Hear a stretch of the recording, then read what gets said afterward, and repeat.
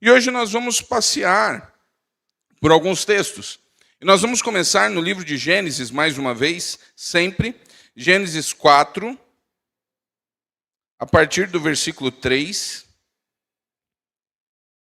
Eu já citei esse texto aqui esse ano, nós já passamos por cima, vendo um pouco dessa história, vamos retornar a ela e a partir dessa história vamos entender um pouco sobre o que envolve de fato ser povo de Deus ou ser servo de Deus. Só um instante.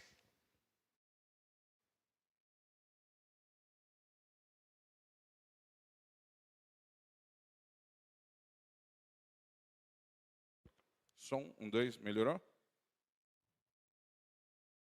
Ok? Certo.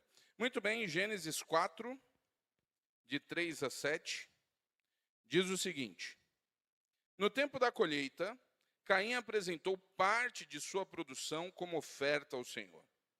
Abel, por sua vez, ofertou as melhores porções dos cordeiros dentre as primeiras crias de seu rebanho. O Senhor aceitou Abel e a sua oferta, mas não aceitou Caim e sua oferta. Caim se enfureceu e ficou transtornado. Por que você está tão furioso? O Senhor perguntou a Caim. Por que está tão transtornado? Se você fizer o que é certo, será aceito. Mas se não fizer, tome cuidado. O pecado está à porta, à sua espera, e deseja controlá-lo. Mas é você quem deve dominá-lo. Esse é o texto que nós encontramos contando a história pós-caída, pós-pecado. Nós temos aqui, então, um pouco do que está acontecendo já na terra, corrompida pelo pecado. Nós temos a história de dois irmãos, nós temos uma história no início do texto bíblico. E eu gosto de frisar que ela é no início porque ela está ainda muito antes daquilo que nós chamamos lei. Nós estamos diante dos filhos de Adão, nós estamos diante aqui de uma história mostrando o relacionamento, e naquele tempo, de maneira interessante, mesmo após o pecado, mesmo após o homem ter sido já castigado no sentido de não estar mais no paraíso, mesmo diante de toda a repercussão e toda a dificuldade que o pecado trouxe, o homem continua se relacionando com Deus, ou melhor, Deus continua se relacionando com o homem. E aqui nós temos algumas coisas referentes ao modo de viver. Deus, quando falou que quando o homem agora passaria a literalmente, que do suor do rosto do homem ele viveria, nós vemos que Deus instituiu algumas coisas e o homem está literalmente num trabalho braçal. E aqui nós temos um tempo, no tempo da colheita, nós temos um momento em que os dois se apresentam diante do Senhor para oferecer algo ao Senhor. Nós vivemos um tempo muito complicado que as pessoas distorcem muito tudo que envolve oferecer algo a Deus. Mas o fato é que no texto nós temos, e no Antigo Testamento inteiro, nós temos esse princípio de ofertar algo, de colocar algo ao Senhor. E aqui nós vemos então que Deus está falando sobre aceitar algo oferecido e não aceitar algo oferecido. Eu não sei se você já parou para pensar a respeito disso. A respeito do que você tem oferecido a Deus e a respeito se o Senhor tem aceitado ou não o que você tem oferecido. Quantas vezes você se preocupou? Quantas vezes você fez uma reflexão a respeito de pensar ou entender se o Senhor tem recebido aquilo que você tem lhe dado? Nós temos uma ideia, às vezes até, devido à dinâmica da vida na igreja, devido à dinâmica das necessidades, nós estamos o tempo todo aqui dizendo, sempre falando, há vagas, temos lugares nos ministérios, precisamos de pessoas, escalas precisam ser cumpridas, pegue o seu dom, coloque ao Senhor, e nós estamos o tempo todo incentivando e chamando as pessoas a trabalharem para o Senhor, a entregar algo para o Senhor. E talvez isso dê a ideia de que o Senhor aceita tudo. Mas aqui nós temos um texto falando a respeito de que o Senhor não aceitou uma oferta. Então aqui nós já paramos para pensar de que, não é tudo que levamos a Deus que Ele aceita ou se agrada. O fato é que isso gerou uma série de situações. Deus, de fato, aceitou a oferta de Abel, mas o texto diz que Caim não foi aceito. E o texto fala que após o Senhor ter recusado a oferta de Caim, Caim se enfureceu. Caim se enfureceu e ficou transtornado. Por que você está tão furioso? O Senhor perguntou a Caim. Por que está tão transtornado? Se você fizer o que é certo, será aceito. Esse diálogo é simples, mas extremamente importante. O Senhor não aceita a oferta de Caim e ele é que fica zangado. Ele fica tão zangado que o texto usa a expressão dizendo que ele está transtornado. Quando estamos zangados, nós temos esse poder. Às vezes a gente fica tão irritado que a gente fica transtornado, a gente muda o rosto. A gente muda a atitude, a gente fala besteira, a gente está ali explodindo. E Deus está aqui dizendo para Caim, por que você está desse jeito? Mais ou menos assim, eu é que devia estar chateado de você me oferecer algo dessa maneira. O Senhor não fez uma escolha simplesmente por um gosto pessoal. E aqui ele dá um conselho que permanece ecoando todos esses séculos. Ele diz o seguinte: se você fizer o que é certo, será aceito. Mas se não o fizer, tome cuidado. O pecado está à porta, à sua espera, e deseja controlá-lo. Mas é você quem deve dominá-lo. Deus está aqui dizendo para Caim, dizendo para mim, para você, que o pecado continua à porta. Que o pecado continua chamando e nós precisamos tomar muito cuidado, porque somos nós quem precisamos ter o controle, porque senão seremos dominados por ele. Essa ideia se repete diversas outras vezes na Bíblia, em diversos outros textos. No Novo Testamento, por exemplo, nós vamos ver ali o próprio Senhor dizendo que o diabo está ao nosso... Aonde? Redor. Como quem? Como um leão. Buscando quem? A quem possa tragar, devorar. Deus está aqui lembrando e dizendo, meu filho, se você fizer o que é certo, as coisas acontecem.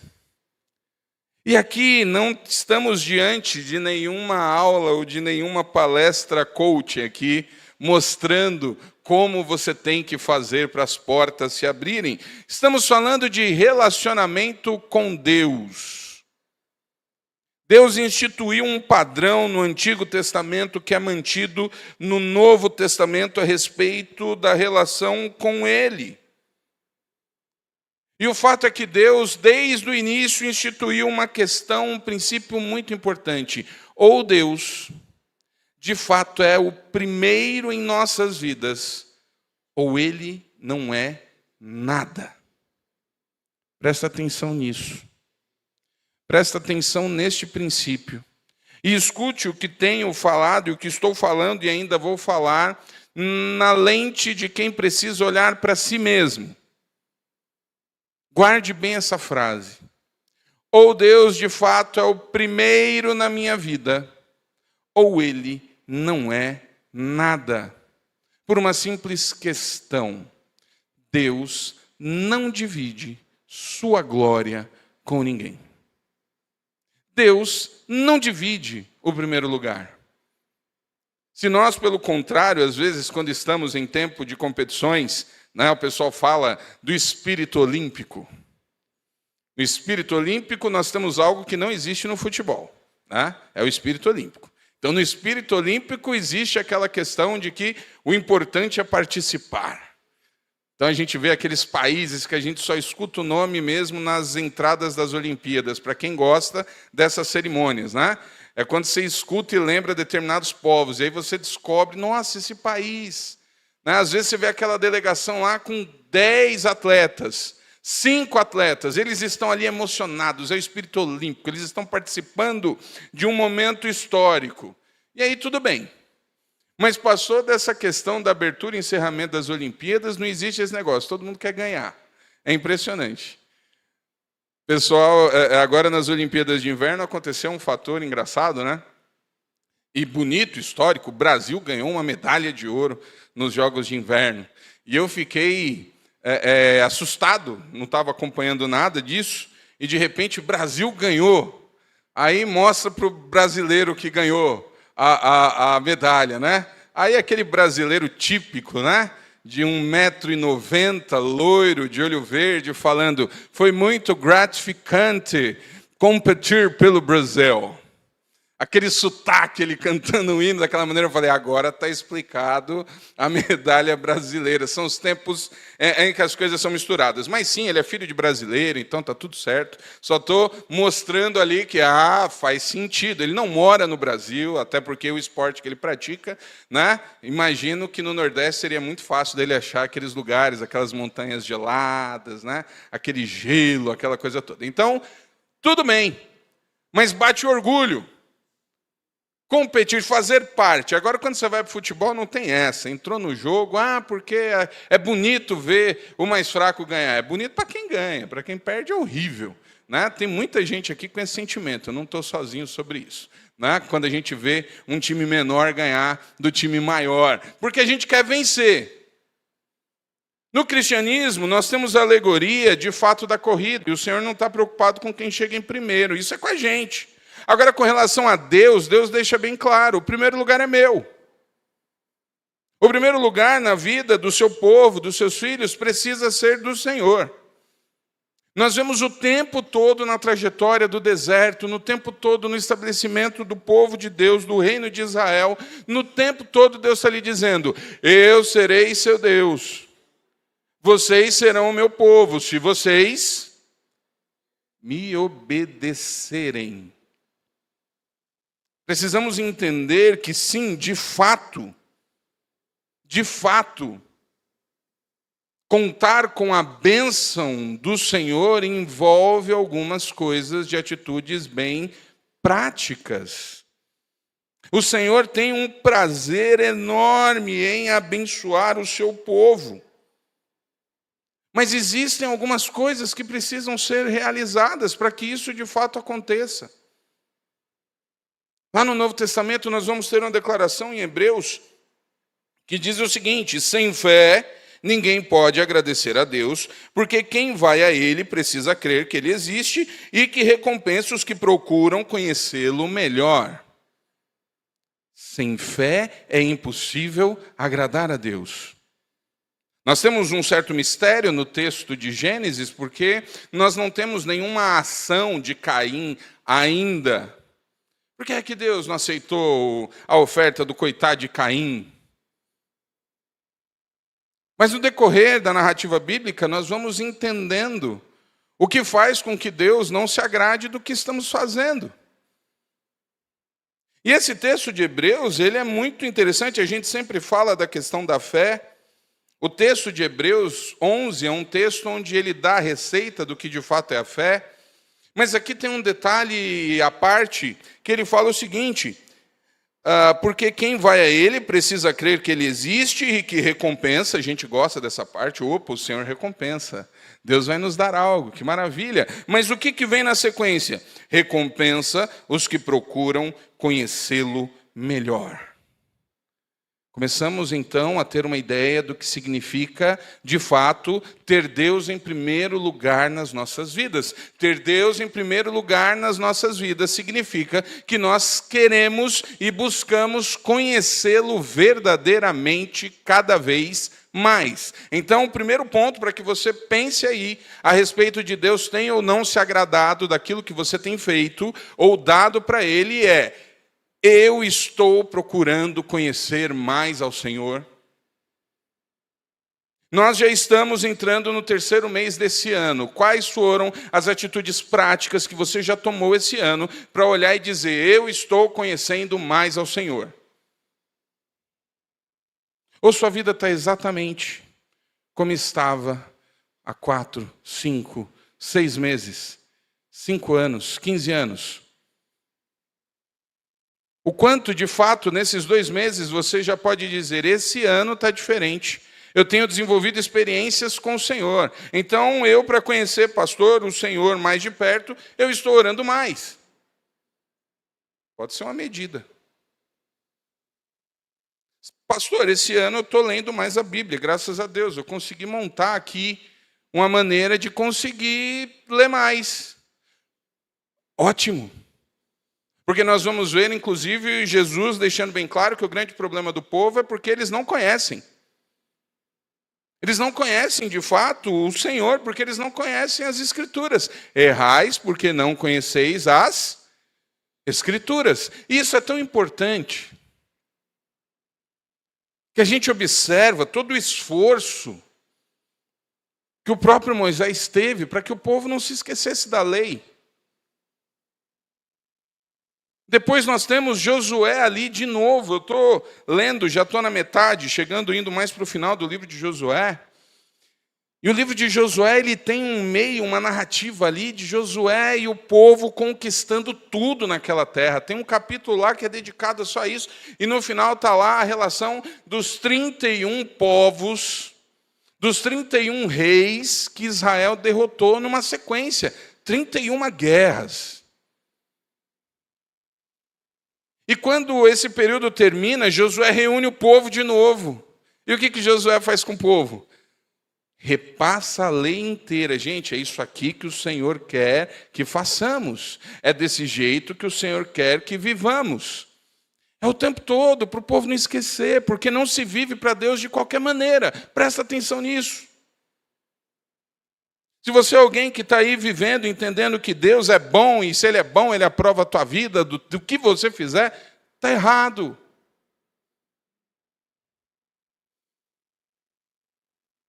O fato é que nós precisamos lembrar sobre isso. Deus tem prazer em abençoar seus filhos. Mas para isso, os seus filhos precisam, de fato, estarem diante dEle. Aquilo que você tem entregado ao Senhor, tem de fato agradado, você sequer se preocupa se o Senhor tem ou não se agradado da sua vida. Precisamos refletir sobre isso. Porque se não pensarmos, a nossa vida não muda. As nossas ações nunca serão práticas. Então nós temos aqui um momento curioso, porque lá na frente o fato é que Deus diz para Caim, ei, presta atenção nisso, hein? É hora de você refletir. Deus recusou a oferta de Caim, mas Deus não condenou Caim. Caim não estava perdido ainda. O problema foi que a raiva tomou conta do coração dele. A inveja. Porque o grande problema é que Caim, ao ver o seu irmão ser aceito, e aí é um sentimento muito particular, que talvez aqueles que são filhos únicos não saibam. Mas quando nós temos irmãos, a gente experimenta um pouco desse sentimento no decorrer da vida. Aquela sensação de ver o pai ou a mãe, né? Dar um elogio, um abraço, um presente. E a gente entender ali e passar aquele sentimento no nosso coração de, é o preferido, é o queridinho. Dependendo da quantidade de irmãos que você tem aí, isso é incrível, porque todo mundo tem a ótica de que o preferido não sou eu, é o outro. Então, os mais novos olham e falam, o preferido é o mais velho. O mais velho olha e diz, preferem o caçula.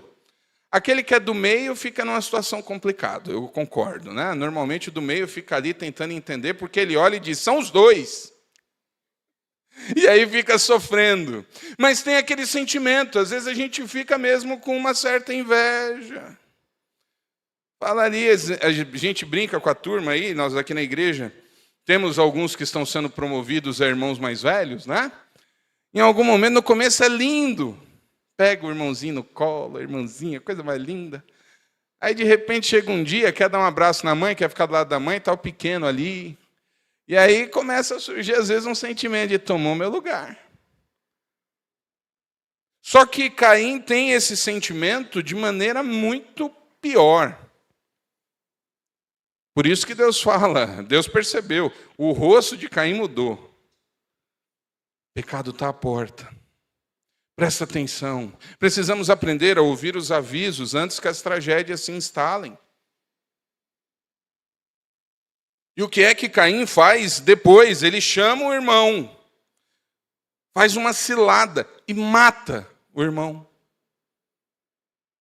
Então, quando a gente observa as ações seguintes, elas demonstram claramente qual era o grande problema. Deus passava longe do coração de Caim. Definitivamente, Deus não era o primeiro na vida de Caim. Não é à toa que no Novo Testamento nós vamos ter Jesus dando muita ênfase, lembrando o seguinte, presta atenção. Pelos frutos conhecereis. São as ações que vão mostrando de fato o que é que acontece. Às vezes existem situações cinzas, nubladas, a gente fica sem discernir o que está certo e o que está errado, e o tempo vai mostrando pelas atitudes. Se de fato estamos nos aproximando mais ou se estamos nos afastando mais do Senhor. Então, no decorrer da nossa vida, a reflexão a respeito de qual o lugar real de Deus no nosso coração, ela é mais do que necessária. Ela é fundamental. E é fundamental no sentido de fundamento, de dar base, estrutura para tudo aquilo que nós vamos de fato viver. Lá no Novo Testamento, nós vamos aqui ter uma declaração muito forte do que Jesus está falando, uma lição pesada. Jesus falava algumas coisas muito duras também. E Jesus aqui vai falar o seguinte, Marcos 10, versículos 29 a 30. Eu afirmo a vocês que isso é verdade. Aquele que por causa de mim e do evangelho deixar casa, irmãos, irmãs, mãe, pai, filhos ou terras, receberá muito mais ainda nesta vida. Receberá 100 vezes mais casas, irmãos, irmãs, mães, filhos, terras e também perseguições. E no futuro receberá a vida eterna. Muitos que agora são os primeiros serão os últimos, e muitos que agora são os últimos serão os primeiros. Daqui nós temos a célebre frase, os últimos serão os primeiros. E a gente vive um tempo tão difícil que normalmente a gente brinca e diz, os últimos serão os últimos mesmo, não tem jeito, estamos tudo enrolado aqui, não vai ter jeito. Mas Jesus está dando uma lição e com aqueles discípulos, porque Jesus está falando, e de novo sobre a ótica do Deus em primeiro. Jesus está falando aos discípulos sobre prioridades. São algumas das coisas que nós temos no texto bíblico que às vezes a gente gosta de dar uma amenizada, uma floreada. Não, Jesus não falou bem isso, Jesus falou isso. Jesus está falando aqui sobre prioridades. Se as nossas prioridades de fato não forem o Senhor, Ele não é o primeiro, e a gente pode ter a prioridade que quiser, e aí é você que tem que pensar qual é a sua. Mas ele está falando aqui sobre palavras muito pesadas, ele está falando de casa. Algumas versões trazem a palavra campo, está falando de trabalho, de sustento. Ele está dizendo aqui o seguinte, se você não deixar, se você não parar de pensar de maneira primária na sua vida, no seu sustento, inclusive na sua própria família, Deus não será o primeiro. E ele não está fazendo isso porque ele é um Deus sádico. Ele está dizendo o contrário. Receberá 100 vezes mais casas, irmãos, irmãs, mães, filhos. Porque ele está falando sobre o fato de ser o povo de Deus. E quando você faz parte do povo de Deus, você está hermanado. Então são muitas outras coisas que você ganha. Mas sim, se a sua vida tem sido pensar só nos negócios desta terra, o tempo todo você tem um problema, porque não é Deus que você está colocando em primeiro lugar. E aqui você pode concordar ou discordar. O grande desafio que nós temos é apresentar a palavra do Senhor. E é mostrar o que Deus espera. Nós temos falado muito disso aqui na igreja nas últimas semanas, nos últimos meses. Aquele resumo, né? Faça aquilo que o Senhor espera da sua vida e deixe Deus fazer da sua o que Ele espera. É um acordo. Todo domingo, eu ou o pastor Laquete, a gente recita aqui: buscai primeiro o reino de Deus e a sua justiça, e as demais coisas serão acrescentadas. E a gente faz o contrário. A gente surta. A gente começa a olhar para situações, a gente começa a não ver fim nelas. E essa é o grande drama do mal do século, da ansiedade. Por que que as pessoas estão se consumindo em ansiedade? Porque elas olham para os problemas. E elas não encontram a solução. E tem coisas que a gente olha mesmo e fala assim: agora foi. Porque a gente não tem o poder de mudar. E aí o nosso coração se arrebenta. Ansioso, doente, triste. Porque nós esquecemos da palavra do Senhor. Buscai primeiro o reino de Deus, a sua justiça. O resto está com Ele. Até que ponto você consegue ver para a sua correria do dia a dia e ser sincero e dizer: de fato, é o Senhor quem cuida de mim. Se é o Senhor quem cuida de você, por que é que o teu coração fica explodindo? Por que é que qualquer notícia te faz achar que o mundo acabou? Pastor, não é qualquer notícia, glória a Deus, são só as ruins. Você não se ajuda também. Deus não abre mão de ser, de fato, o primeiro. E quando Jesus está falando sobre isso, Jesus está dizendo para que eles fiquem tranquilos: Deus não deixa ninguém na mão. Deus conduz todas as coisas. Deus trabalha numa esfera que nós não compreendemos. Deus dirige as coisas num prisma que nós não temos. Eu li uma frase que eu achei muito interessante, que diz o seguinte: o sustento não depende da ansiedade, mas da fidelidade do Senhor. Você pode se desesperar na ansiedade, você pode permitir o seu coração a entrar em uma crise atrás da outra, que não vai mudar nada na tua vida. A ansiedade não muda nada, a ansiedade só piora. É a fidelidade do Senhor que nos mantém de pé. Nós temos promessas tão bonitas no Antigo Testamento e no Novo Testamento. Nós temos frases incríveis, lembrando que o Senhor é quem nos sustenta, é o Senhor quem cuida de nós, é o Senhor quem guarda, é o Senhor quem protege. Mas para que isso de fato aconteça, a única coisa que nós precisamos fazer é o que Ele diz: vocês serão o meu povo e eu serei o seu Deus, se vocês me obedecerem. Por que é tão difícil obedecer ao Senhor? E eu respondo: porque nós temos uma luta interna no nosso coração, uma luta pelo controle. Esse é o grande problema. A nossa grande dificuldade em deixar Deus ser o primeiro é porque isso envolve abrir mão do controle da nossa própria vida. Porque nós focamos muito nos nossos planos, na nossa vontade, no nosso gosto, no nosso pensamento, no que eu quero, no que eu penso, no que eu entendo, e o resto não importa.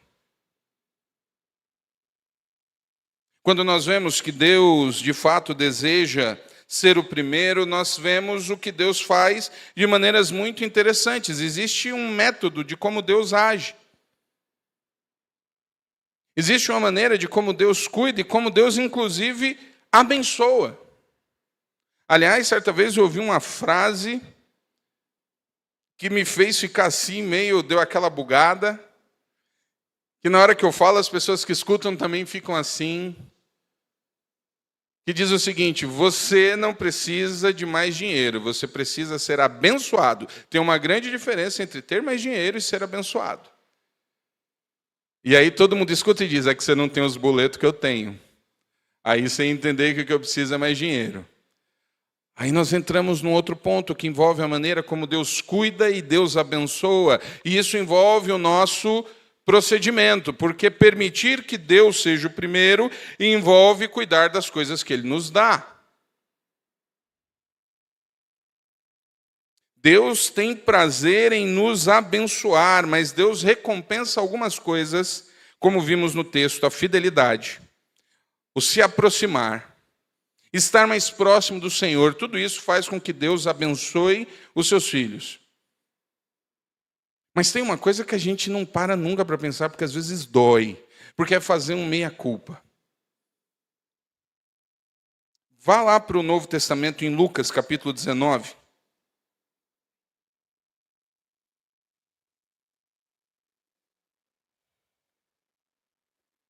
Lucas 19 tem uma parábola bem conhecida de Jesus, que é a parábola dos talentos. E talento, no contexto da palavra, diferente do que nós usamos, talento é dinheiro aí no texto. Mas nós aplicamos para muitas coisas. Lucas 19, versículos 16 e 17, diz o seguinte: o primeiro chegou e disse, versículo 16 de Lucas 19. O primeiro chegou e disse: patrão, com aquela moeda de ouro que o Senhor me deu, eu ganhei 10. Muito bem, respondeu ele. Você é um bom empregado. E porque foi fiel em coisas pequenas, você vai ser o governador de 10 cidades. Isso aqui é uma parábola.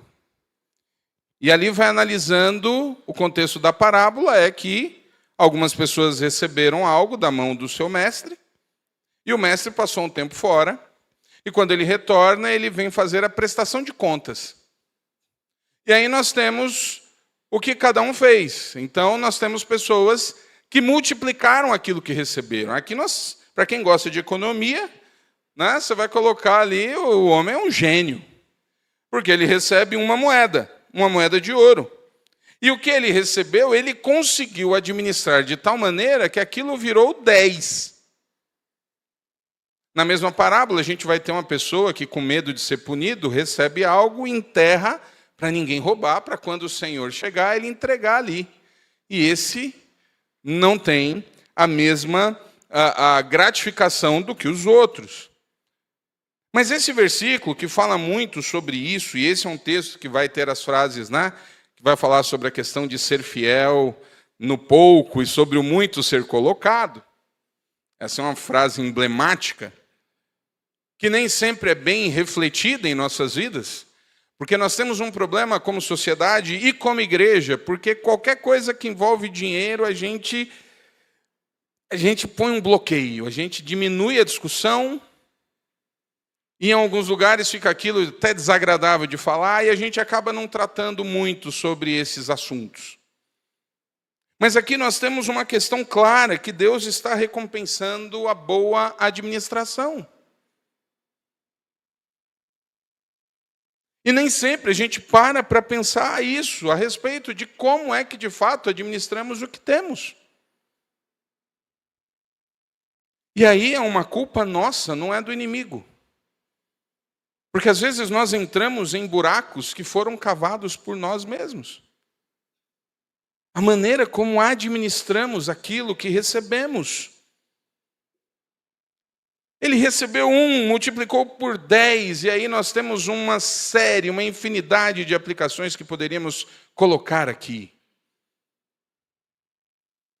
A mais óbvia, a mais lógica, que fala sobre a questão financeira mesmo, e a nossa capacidade de conseguirmos administrar tão bem o que recebemos, independente de quanto, que assim multiplicamos e vivemos de uma maneira aceitável. Mas também em outras áreas. que envolvem inclusive responsabilidade. Quando nós paramos nesse conceito sobre foi fiel no pouco e sobre muito eu coloco, a gente precisa ser sincero e perguntar, peraí, se eu não dou conta de fazer e de cuidar bem daquilo que o Senhor deu na minha mão, que é pouco, por que é que eu acho que eu dou conta de cuidar de muita coisa? Já parou para pensar desse lado? O que é que me faz pensar que Deus pode aumentar as coisas na minha mão se eu não dou conta de cuidar do que Ele me deu? Isso envolve um pensamento muito sério a respeito dos nossos costumes.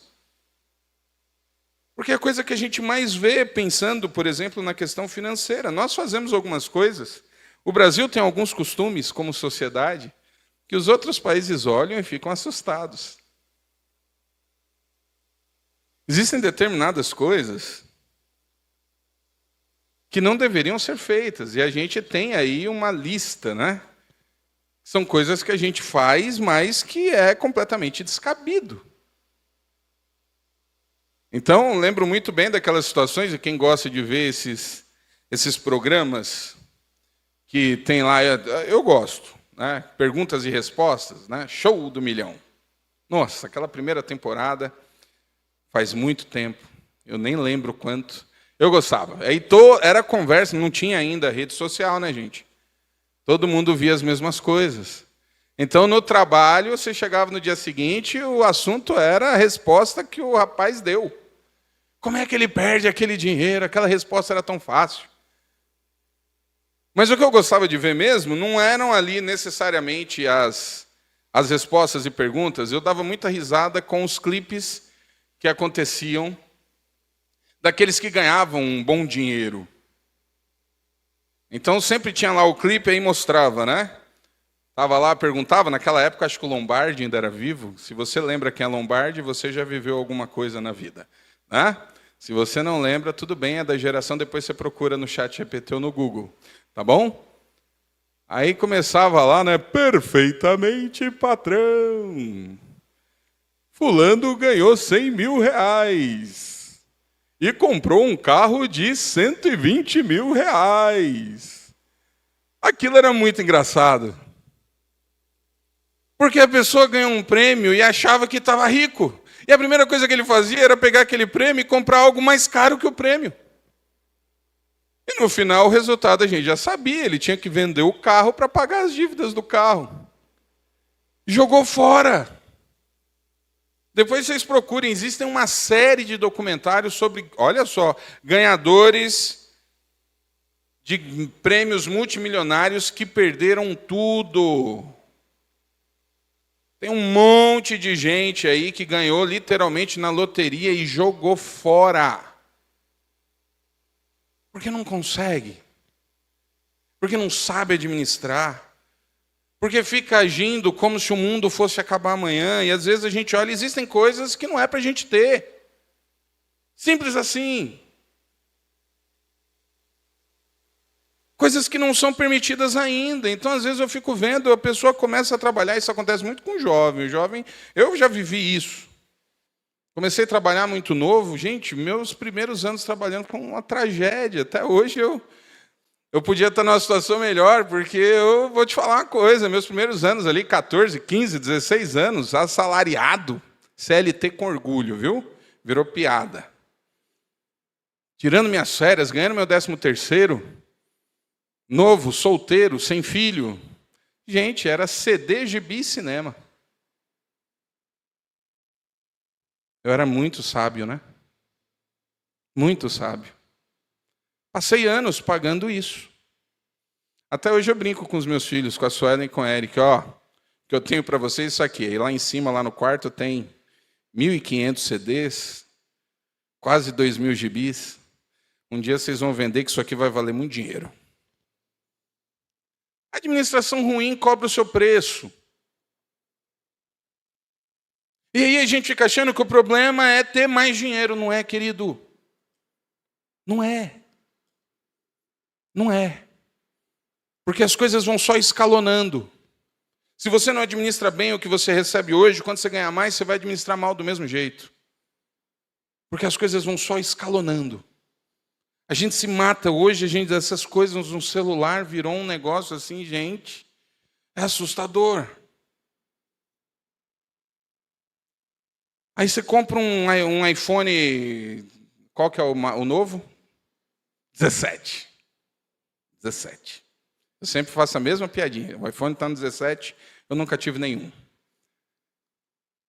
O iPhone 17 é o preço de uma moto. E aí daqui 2 anos você precisa trocar esse iPhone 17. Porque o sistema operacional dele começa a te dizer que você tem que trocar. E aí você entra nessa roda. Se você tem dinheiro, beleza, mas as pessoas que pagam e parcelam um iPhone em 24 vezes sem juro, não têm dinheiro para ter o iPhone. Elas podem querer usar o iPhone, sem problema nenhum. Os que têm iPhone, tirem boas fotos do culto e postem, inclusive. Mas as pessoas ficam presas. As pessoas ficam presas nas suas próprias vaidades. E o problema não é o aparelho, o problema é raciocinar se de fato eu posso ter isso. Porque nós somos o tempo todo confrontados com o desejo. E o tempo todo as pessoas sabem mostrar para você que você tem que ter algo que você não precisa. E aí você fica achando que você tem que ter mais dinheiro. E aí começam perguntas um pouco mais sérias. Porque aí a gente volta para a ideia do começo. Deus é o primeiro. Se Deus é o primeiro, isso envolve que a nossa vida deve ser dedicada a Ele. E o quanto de fato nós conseguimos dedicar ou mostrar daquilo que Ele nos dá para Ele, inclusive na questão do dinheiro. O quanto do que recebemos está voltado diante dEle, na obra dEle. Ou não está? Essa é a grande questão. Se não conseguimos ser fiéis com o que Ele nos dá, por que é que Ele vai nos dar mais? Por que é que você acha que Deus tem que te dar mais dinheiro? O que é que você tem feito de importante? Que realmente valha a pena para que o Senhor queira colocar na sua mão mais dinheiro? Ah, pastor, Deus tem prazer que eu tenha o melhor dessa terra. Filho, não é disso que a Bíblia fala. Se você acredita nisso, você está vendo muito pastor coach e muita proposta de curso pelo YouTube. Jesus em nenhum momento chega para os discípulos e diz que eles terão o melhor desta terra. O Senhor promete a terra celeste. A nova Jerusalém, uma eternidade com Ele, aí sim. Mas na terra, tanto que ele acrescenta ali no texto, né? Aqueles que estão comigo terão 100 vezes mais casa, irmãos, irmãs. Você repara que ele não diz esposas, hein? Nem esposos. Né? É gente, é relacionamento. E ele acrescenta, e perseguições. E perseguições. Porque o foco não é aqui. Usar uma bolsa de sei lá quantos mil reais não é fruto da fidelidade de Deus. Aí o camarada compra um carro em 100 prestações, e nada contra, porque algumas coisas não se compram assim, mas compra um negócio bem acima e coloca lá, Deus me deu. E você estourando sua vida inteira. Deus não tem nada a ver com isso. E às vezes não podendo fazer coisas muito mais importantes. Porque estamos agarrados, pregados em coisas que nós queremos, simplesmente pelo nosso conforto. Boa administração envolve o entendimento daquilo que de fato precisa ser feito. Do essencial. E aí a gente pensa nisso com dinheiro, mas o que falar sobre relacionamentos, sobre dons, sobre oportunidades. As coisas que Deus vai despejando na nossa mão e nós não aproveitamos.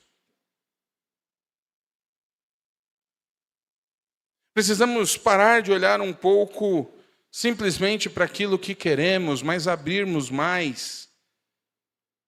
E lembrarmos que se Deus é o primeiro, a gente precisa entender e se preocupar com o que Ele quer.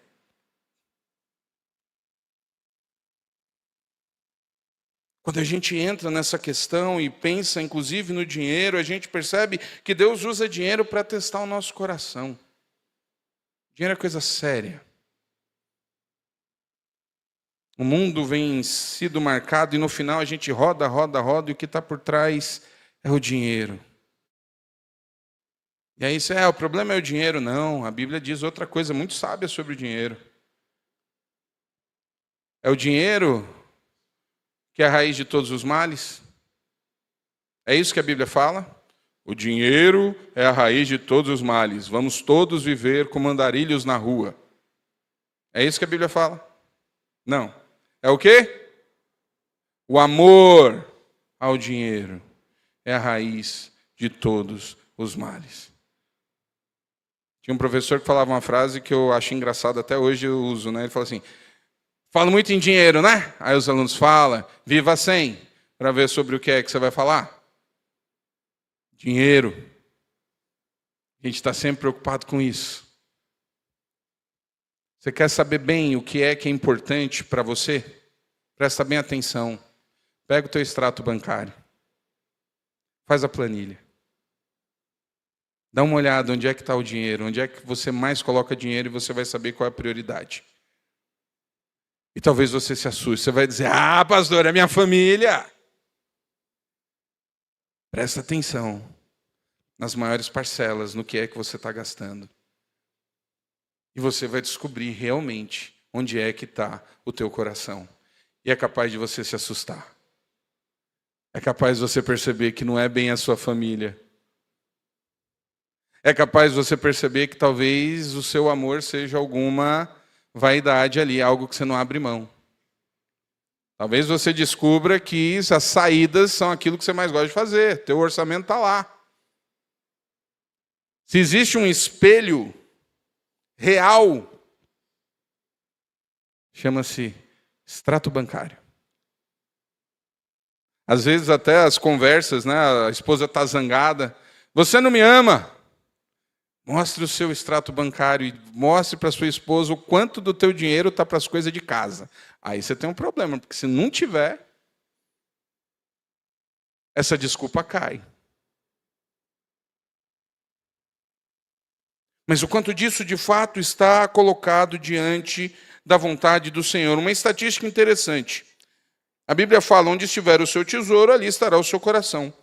Jesus usa cerca de 500 versículos para falar sobre salvação, sobre sua missão. Mas ele usa quase 2.000 versículos para falar sobre dinheiro. Por quê? Jesus tinha um problema então. Jesus gostava de dinheiro. Não. É porque o dinheiro é o principal ídolo do nosso coração. Pastor, eu não amo dinheiro. Mas talvez você não consiga entender que não é Ele que cuida de você. As nossas ansiedades estão muito em volta sobre o nosso sustento. E se você acha e continua achando que o que te sustenta é o que entra na tua conta, você continua com um problema. E a ansiedade do teu coração nunca será devidamente tratada. Se Deus for o primeiro,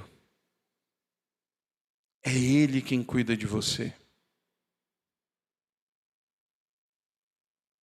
A maneira como Jesus trata aquilo, a maneira como Ele faz, inclusive os próprios discípulos, a maneira como eles se relacionam com o dinheiro, mostra que não é possível ter uma vida plena diante do Senhor e, ao mesmo tempo, um coração apegado.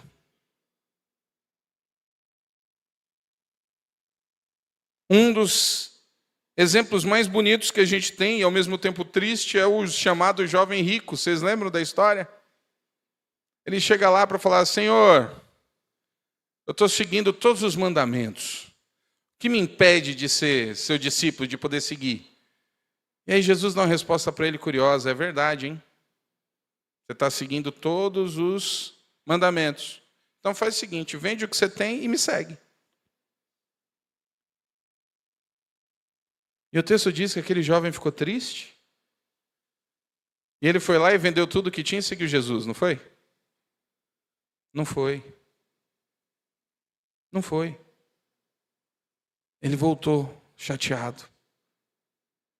Porque ele não conseguia viver num sistema que ele não estivesse à frente, controlando suas próprias vontades, mesmo que bem intencionado. Por que é que Jesus não falou isso para os discípulos? Na verdade, se você parar para pensar, Jesus falou a mesma coisa. Não, pastor, ele não falou, falou. Qual era a profissão de Pedro? Pescador. Quando Jesus encontra Pedro, o que é que Jesus fala para Pedro? E para os outros que eram pescadores? Larga as redes e segue-me. Você mandar um pescador largar a rede, você está dizendo o que para ele? Larga isso. Largar as redes para aqueles homens era largar a vida. E o texto diz que aqueles homens fizeram o quê? Abandonaram as redes e foram atrás de Jesus. E seguiram a Jesus. Jesus conhece o coração. Jesus conhece o nosso coração. Jesus sabe o que a gente tem dificuldade ou não de largar. E é aí que tem que ser feita a conversa séria. Porque talvez algumas coisas de fato na sua vida não estejam andando conforme o Senhor gostaria. Porque você continua mantendo o controle, como se você fosse o primeiro e não o Senhor. Para a maioria das pessoas, o dinheiro é a oportunidade de comprar algo. Para o cristão não devia ser. Conhece gente que o dinheiro mal caiu na conta e a pessoa já está na loja? Antigamente isso acontecia por algo que chamava inflação, os mais antigos lembram. Você precisava ir no mercado quando o dinheiro entrava, porque no final do dia o preço subia. As coisas não estão fáceis, mas graças a Deus não estão assim ainda. Então a pessoa recebia dia 5 ninguém passava na frente de um supermercado. Ah, pastor, hoje é cheio. Você não sabe o que era aí nos anos 80 e no mercado. Pastor, o senhor sabe por quê? Porque eu era criança e minha mãe tinha que me levar para o mercado. Então eu lembro bem do desespero. Mais ou menos como é uma promoção em aniversário de Mix Mateus.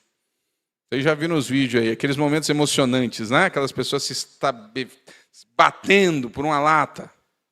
As coisas que às vezes a gente não entende, né? Só porque tem o nome de promoção.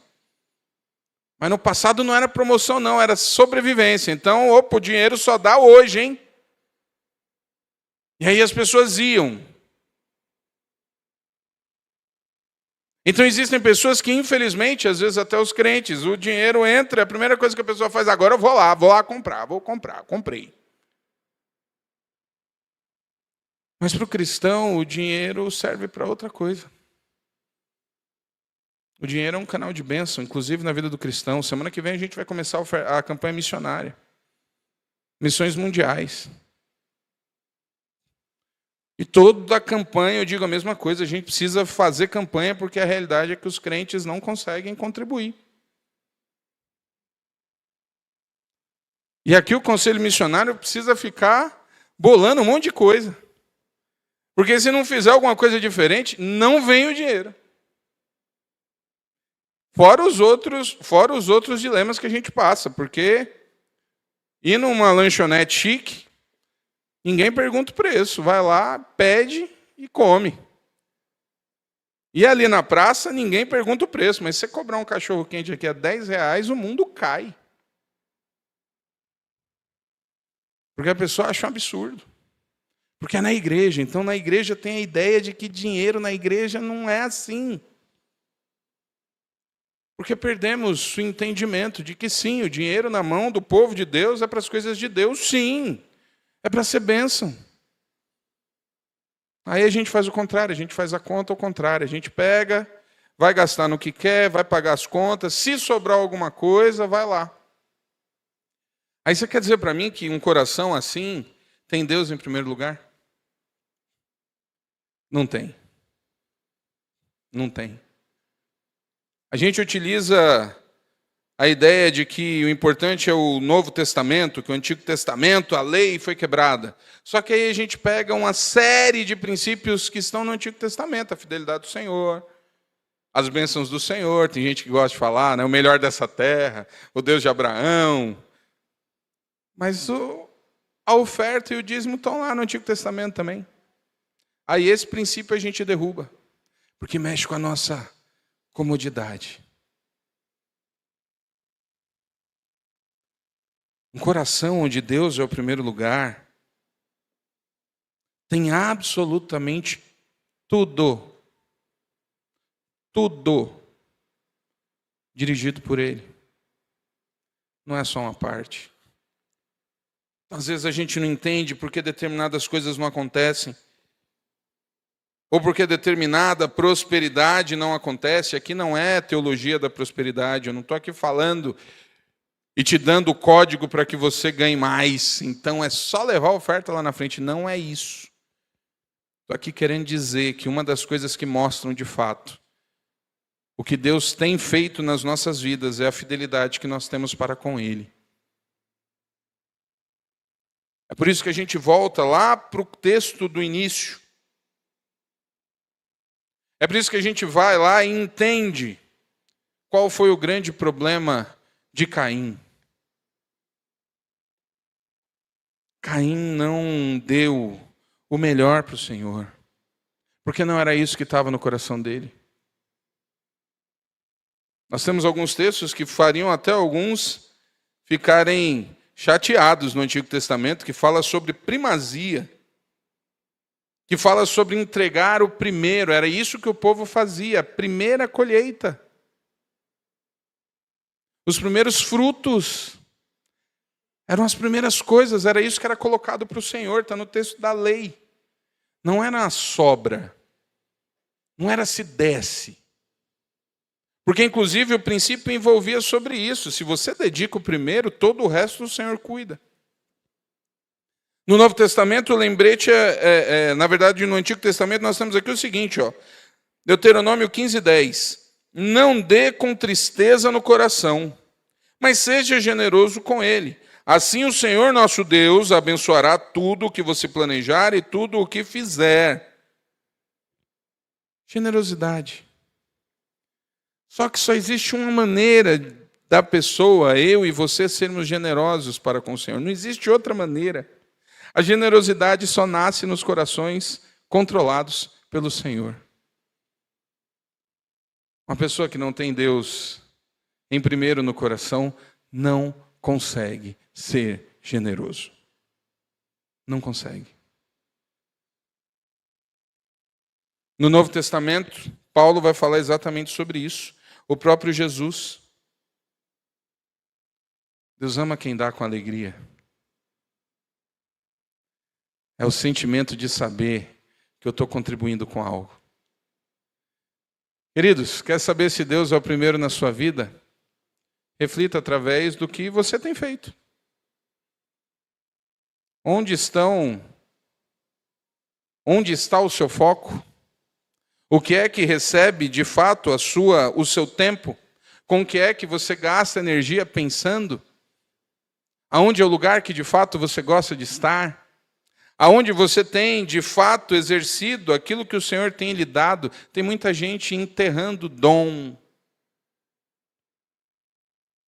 Tem muita gente enterrando aquilo que o Senhor colocou que poderia ser usado na obra para avançar, para ensinar, para cuidar, para zelar, mas está enterrado na areia. E é o Senhor quem vai cobrar.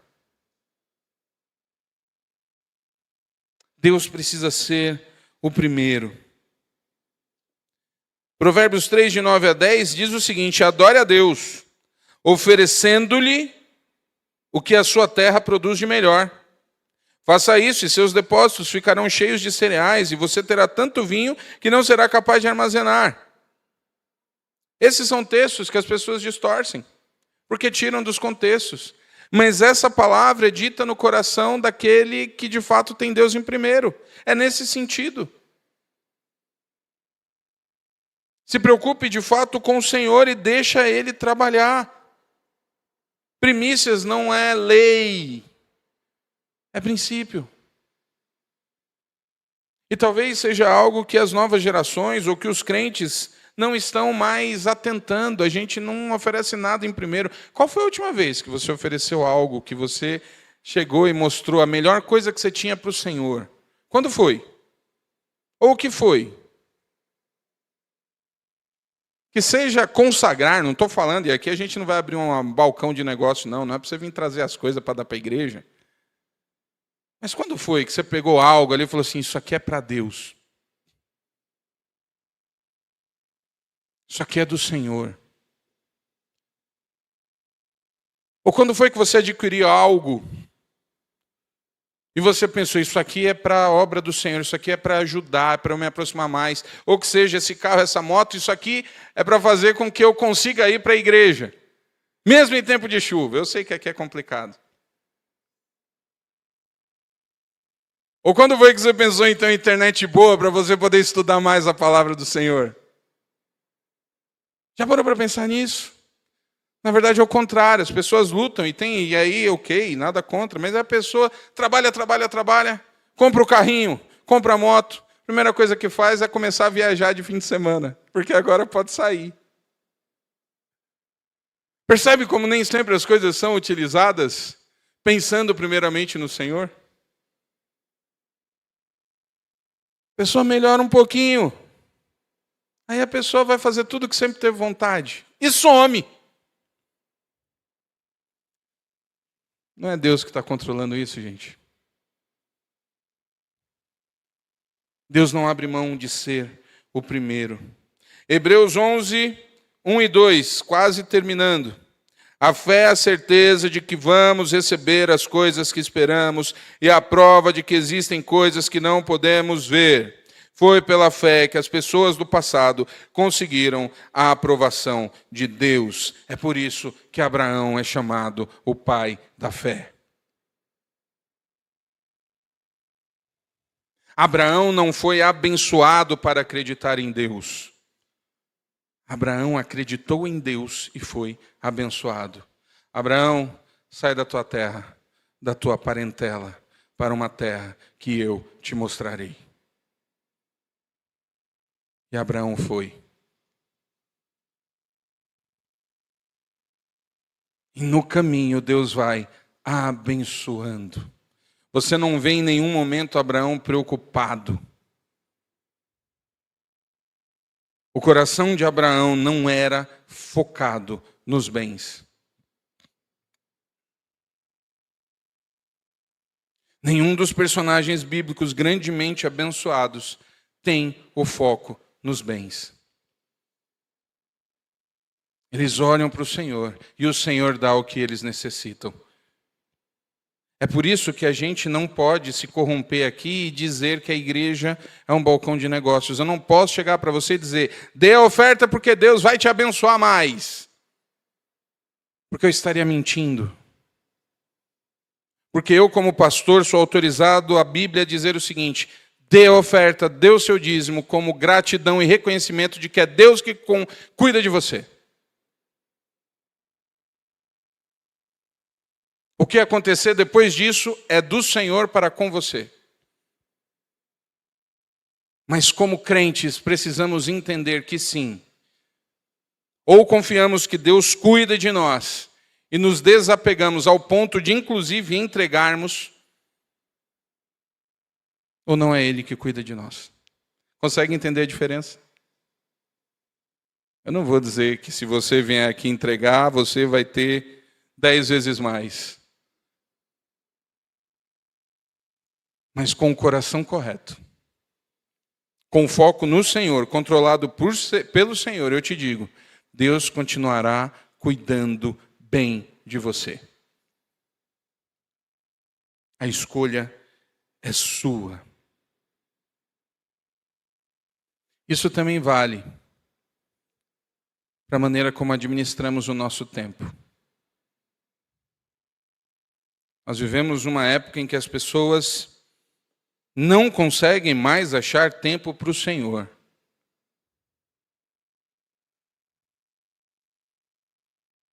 Estão sempre ocupadas. E se o Senhor é o primeiro na sua vida, me explica como é que você consegue ser ocupado e não ter tempo para Ele. É raciocínio matemático, é simples assim. É simples assim. Está vendo como lá no final a gente volta para o mesmo ponto? Nós não acreditamos que Deus cuida de nós. Eu já falei com alguns estudantes, até comentei essa semana, né? Falei com o Natan e o Gabriel, estou num preparatório. Falei, moço, e é todo dia à noite assim esse negócio? Aí ele falou, pastor, é de domingo a domingo. É verdade. Se você não prestar atenção, você tem coisa para fazer de domingo a domingo. E eu já falei às vezes com alguns estudantes aí. Não, pastor, eu preciso estudar. Não dá para ir para o culto. Eu falei, isso é o cara de pau. Você quer dizer para mim que aquelas 2 horas que você vai no domingo à noite é o que vai te fazer você não passar num concurso? Que é exatamente esse momento mágico de domingo, às 18h30, às 20h30, que tem o poder de te colocar algo na mente que vai fazer você passar num concurso? É sério que você usa esse argumento?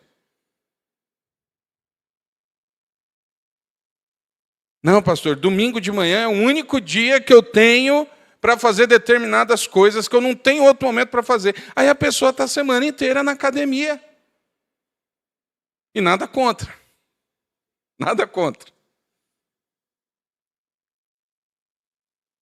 Mas é exatamente na igreja que deságua os lugares que a gente pode abrir mão. É isso que eu quero que você entenda. Pastor, eu não tenho tempo para ler a Bíblia, pastor, eu não consigo. Mas você está acompanhando 7 séries diferentes. Eu nem vou falar a palavra dorama, porque isso pode causar um mal-estar. Eu não consigo ler 3 capítulos da Bíblia por dia, mas pastor, não fala sobre... Eu não sei os nomes dos doramas. Para mim é tudo igual. Não fala não, pastor, são só 180 capítulos. São só 180 capítulos, isso é nada.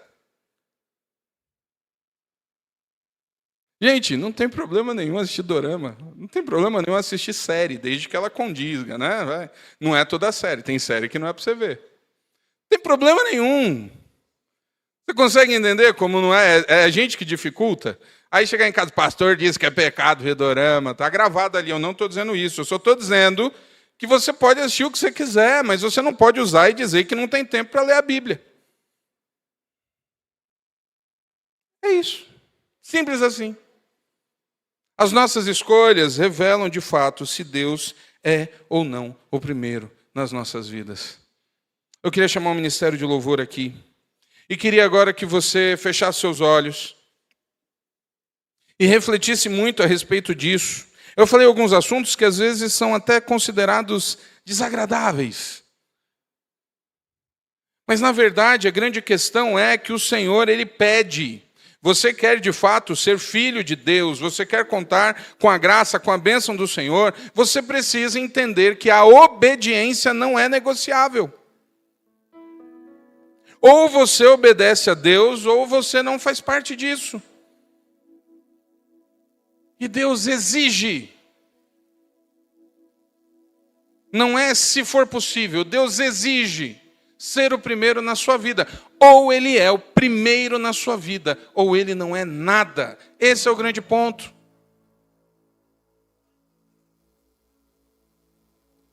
E ser o primeiro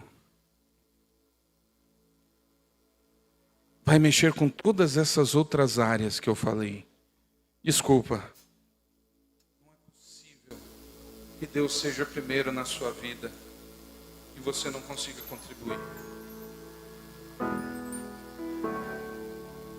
Não é possível que Deus seja o primeiro na sua vida e você pense, não, eu vou lá dar dinheiro nada, isso aí é besteira, isso aí é dinheiro para os homens, o pastor ganha demais. Não é possível que você raciocine assim. Não é possível que Deus seja primeiro na sua vida e você não consiga ser frequente e regular na própria igreja. Não é possível.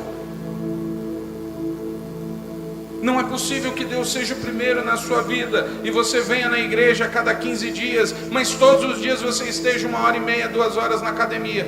Não é possível.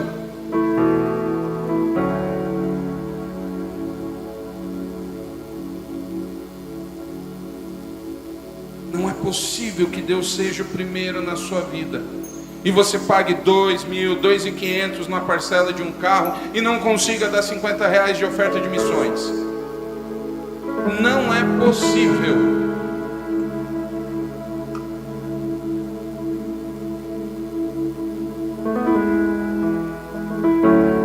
Deus precisa ser o primeiro na minha e na sua vida.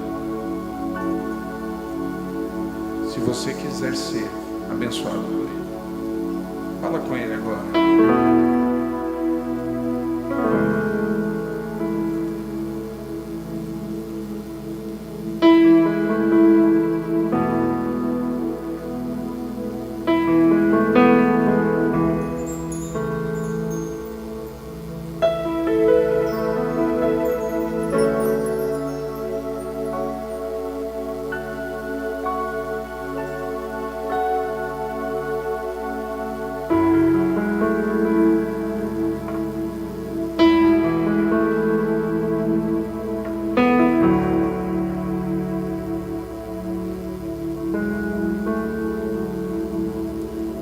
Pai, louvado seja o teu santo nome, a tua palavra desafiadora. Pai, a grande questão é de fato conseguir viver tendo a vida dirigida completamente pelo Senhor, porque isso mexe com as nossas vaidades, com os nossos projetos, com os nossos desejos. E agora, Pai, eu clamo pelo poder do sangue de Jesus, que o teu Santo Espírito, Pai, esteja direcionando, tocando, falando, quebrantando. Pai, que de fato o Senhor seja o primeiro nas nossas vidas e que isso envolva, sim, abrir mão do controle, abrir mão da vaidade, abrir mão do desejo pessoal. Que o Senhor consiga, Pai, o controle em cada coração e que isso gere aquilo que precisa ser gerado, o abandono, Pai, da vaidade, o abandono daquilo que não te agrada, das prioridades equivocadas, do uso errado do dinheiro, das relações corrompidas, das mágoas, das tristezas, das revoltas. Pai, que essa igreja seja conhecida como uma igreja onde o Senhor é o primeiro lugar. Que nesse púlpito sempre seja pregado o Senhor. Pai, nós vivemos um tempo terrível, um tempo de desesperança, um tempo de guerra, um tempo de maldade, um tempo de falsidade. Pai, o teu filho Jesus está às portas, eu não tenho dúvida disso, o Senhor está voltando. Então trabalha nos nossos corações. Pai, nos ajuda a simplesmente fazermos aquilo que o Senhor quer que façamos. Pai, que o teu Santo Espírito encontre o espaço necessário. Rasga os nossos corações. Nos ajuda, Pai, a sermos verdadeiramente teu povo. Nos ensina e nos capacita a te obedecer. Assim nós oramos agora, no nome precioso de Jesus. Amém. Amém.